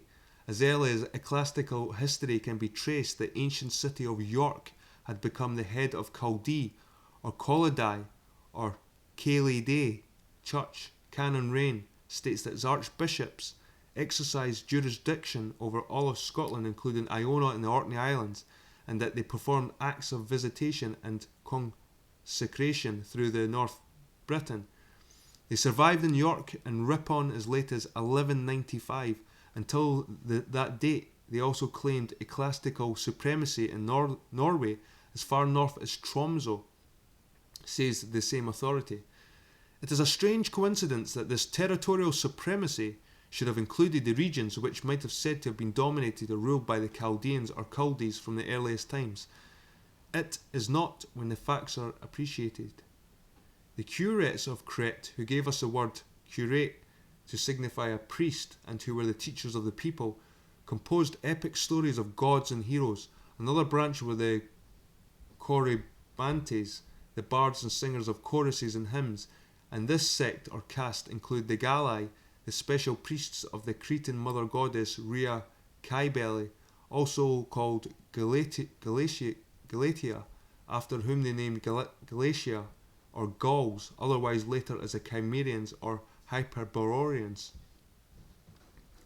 The Romans had a tradition that the Cyclop Polyphemus had 3 sons by Galatia named Celtus, Illyrius, and Gallus. The Cretan cult of the Great Mother, Rhea Cybele, and later that of Dionysus, assumed wild orgies, especially in Phrygia, originally colonized by Crete, Lydia, and adjoining lands in connection with certain sacred rites performed amid violent ecstasies, doubtless assisted by strong liquor in the Dionysiac orgies. Their Corybantes, with drums, cymbals, horns, and an armour, enthusiastically performed their orgastic dances in the forest and mountains. The Galai, inspired by fanaticism or example, since they comprised the singing priests, were said to perform a voluntary act of castration in honour of the goddess. But it may have not been entirely unrelated to the timbre of their voices. Crete's acme of power was reached in the reign of Minos, as was that of Kingdom of Israel under Solomon. Both monarchs having many remarkable resemblances. So,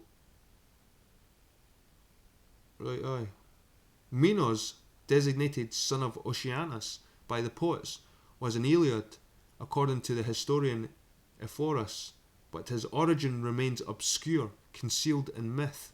Like Solomon, he became king in his very early youth, was a lawgiver, a cruel tyrant, sent to ships on long voyages, was avid for wealth, and introduced strange goddesses into his country for political reasons.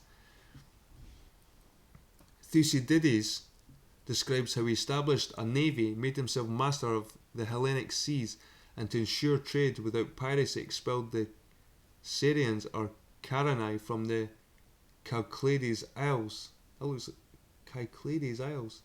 The Carians are an important clue in his investigation.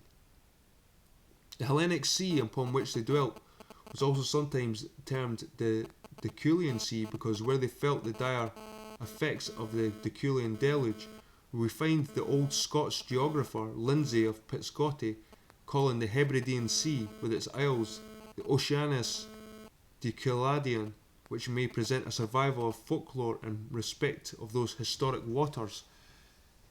The Carians or Sarians, placed in Asia Minor by accepted methods of geography, are described by Herodotus as subject of Minos at an early date.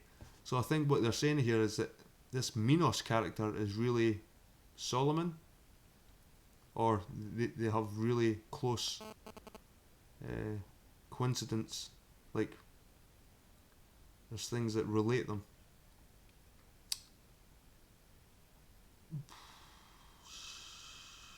Right.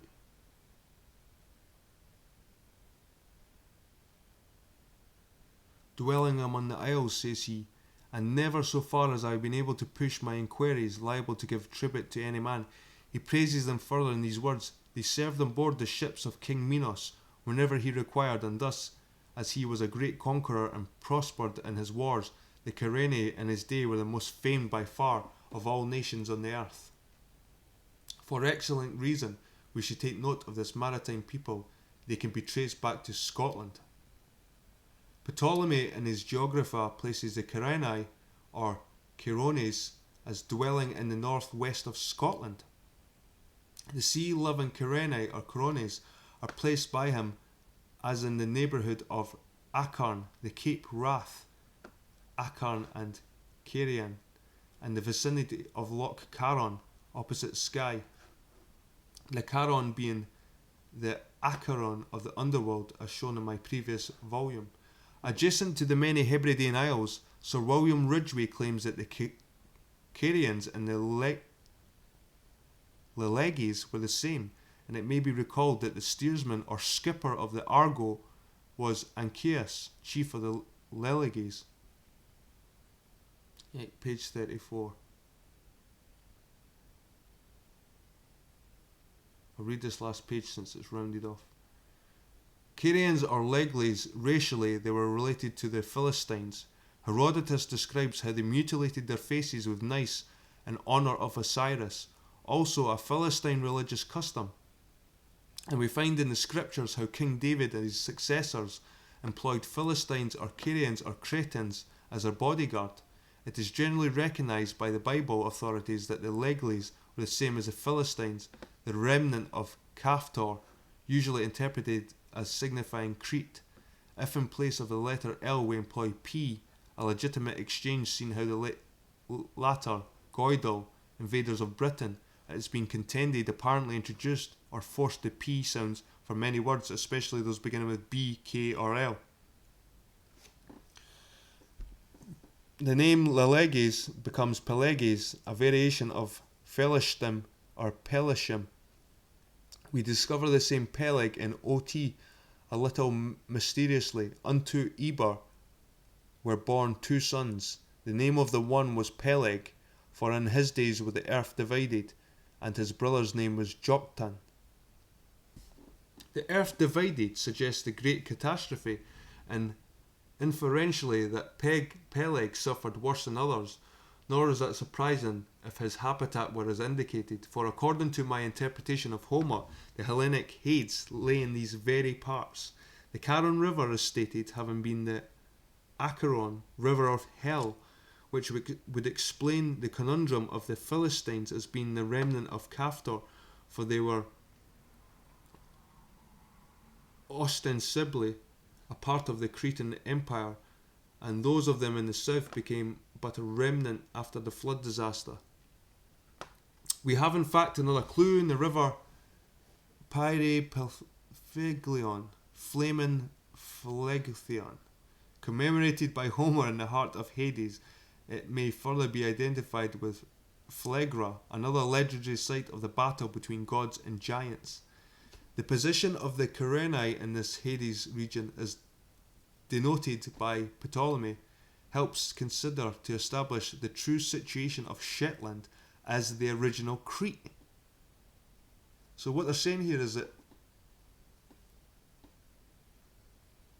all the ancient stories have been taken from these so-called Atlanteans or Cherenai, or these people that lived in the north, and it looks like they adopted them. This is what he's saying, I think.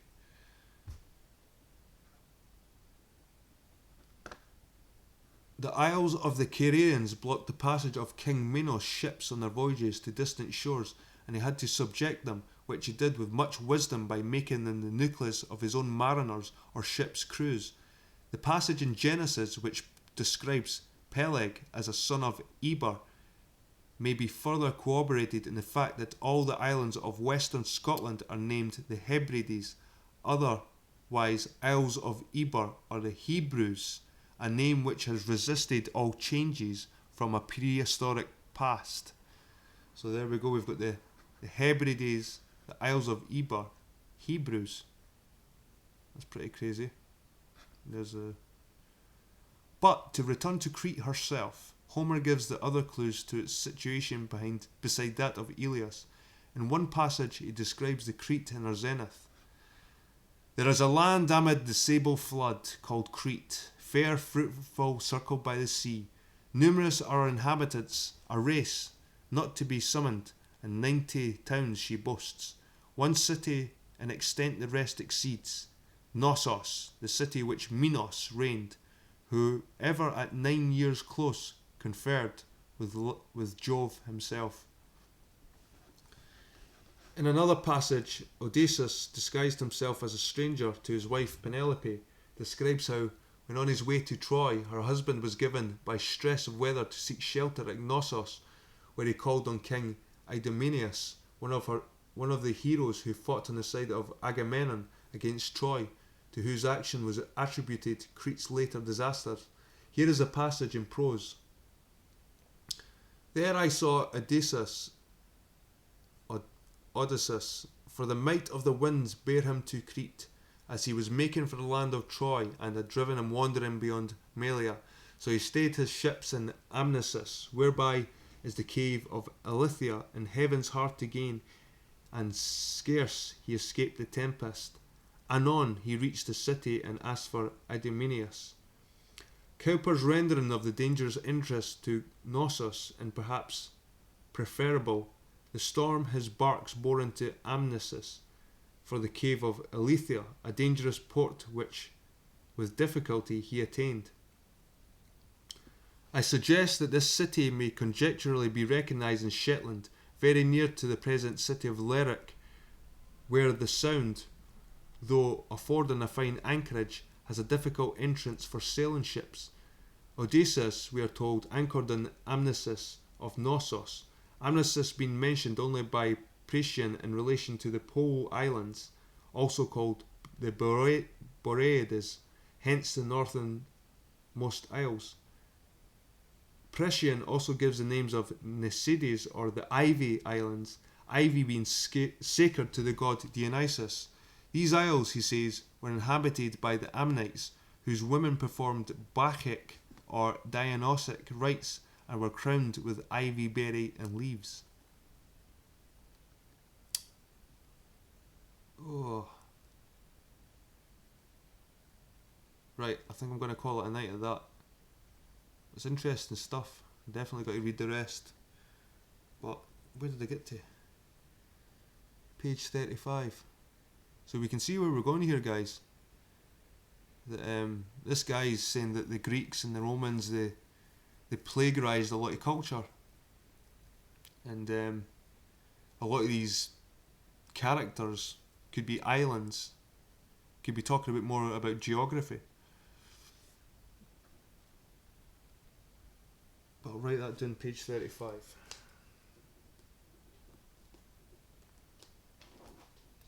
And I'll continue this on another date, guys.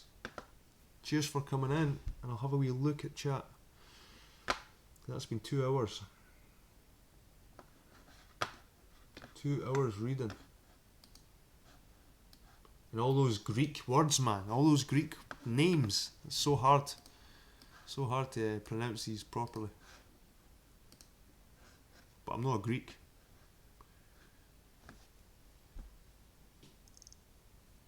Gareth Moulton. Oh, sorry I missed this, man. Sounds real interesting. I was born in Hamilton but stayed in Shetland for about 15 years. Moved to Aberdeen and settled in Dunfermline now. Gareth, you would have liked to hear this stuff, because there's a lot of Shetland in here.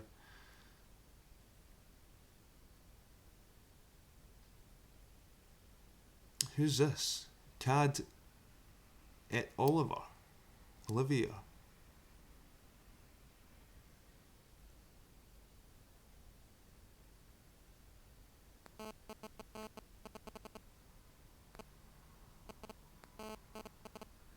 Validation boy.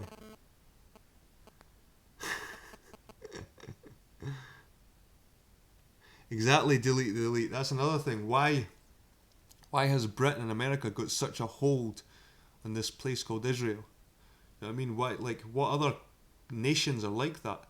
Imagine if the Islamic countries thought they populated a place in Britain and they continually tried to keep, like, the Crusades, like, from the past, the Middle Eastern wars. Like, why do we have this continuing attack in the Middle East? It's crazy. Anyway, guys, I'm going to wrap this one up. 2 hours. Thanks for coming along. And I'll probably have a hangout or something like that about the flat earth rocket and all that garbage, like in between this, but I'll definitely do this again. It was fun. Cheers for coming out, guys. I'll see you later.